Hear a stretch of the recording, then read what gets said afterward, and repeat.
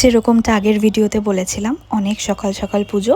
দেখো ভোর 5:30 বাজে উঠে গেছি 5টা নাগাদই। তারপরে স্নান সেরে নতুন জামা কাপড় পরে বসে গেছি পুজো করতে।